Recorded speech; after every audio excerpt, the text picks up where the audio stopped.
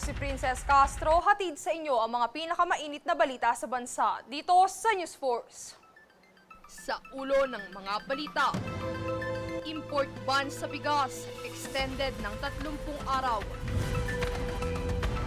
Rollback sa presyo ng gasolina, umarangkada na. Diesel at kerosene, muling nagtaas singil. Representative Romualdez, itinuturong mastermind ng ilang government officials sa umano'y katiwalian sa gobyerno. 5 bagong talagang opisyal ng DPWH, formal lang nanumpa. PNP, nagbabala sa publiko kontra pekeng donation drives at online scams. At US, nagpataw ng 100% ng taripa sa foreign-made films. Patas at pantay na balita, komprehensibong ulat para sa pulso ng masa. Ito ang News Force.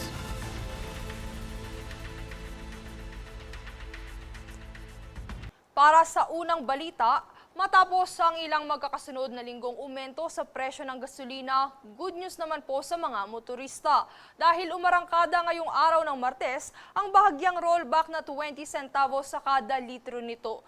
Sa kabilang banda, bad news naman dahil patuloy pa rin ang taas singil sa presyo ng kerosene at diesel na parehong tataas ng 90 centavos sa kada litro.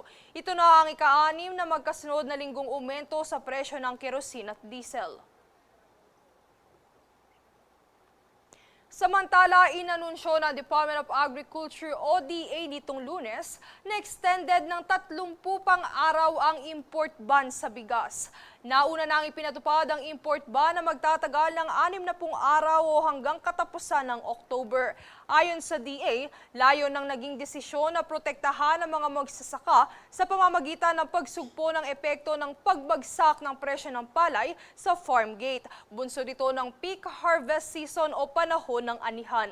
Dagdag ni DA Secretary Francisco Chu Laurel Jr., posible ring tumagal pa ng hanggang katapusan ng taon ng ban, depende sa kondisyon ng merkado. Pumalo naman sa 260 ang naitalang kaso ng rabies sa bansa mula January hanggang September 20 ngayong taon. Sa pagtaas ng bilang ng kaso, panawagan ng Department of Health o DOH ang responsableng pag-aalaga ng hayop sa pamamagitan ng taunang pagpapabakuna sa mga ito bilang proteksyon laban sa parehong tao o hayop. Dagdag pa nito, 95% sa mga naitalang kaso ay mula sa mga hayop na hindi na bakunahan o hindi alam ang vaccination status. Paalala ng DOH, nagbibigay ng programang libreng rabies vaccine ng mga lokal na pamahalaan, gayon din ang paalala sa pet owners na iparehistro ang alagang aso't pusa sa barangay.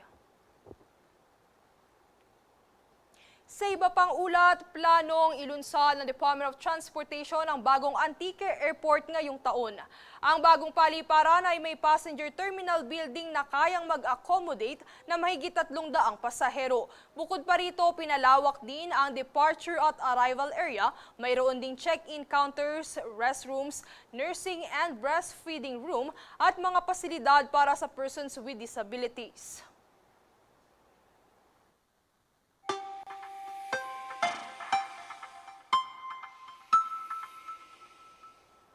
Para sa lagay ng panahon, isang low-pressure area na may medium chance na maging tropical depression ang patuloy na binabantayan ng Pag-asa. Samantala, makakaranas na maulap na panahon, kalat-kalat na pag-ulan, isolated rain showers at thunderstorms sa Metro Manila, Bicol Region, Bulacan, Rizal, Quezon at natitirang bahagi ng bansa bunsod ng easterlies. Susunod sa News Force. Mga reklamo sa palpak na serbisyo sa tubig, patuloy na iniimbestigahan. JVA ng Prime Water, ipinasabpi na. VP Sara, nagsalita ukol sa Marcos administration. Representative Romualdez, itinuturong mastermind ng ilang government officials sa umano'y katiwalian sa gobyerno. Manatiling nakatutok para sa higit pang mga balita sa pagbabalik ng News Force.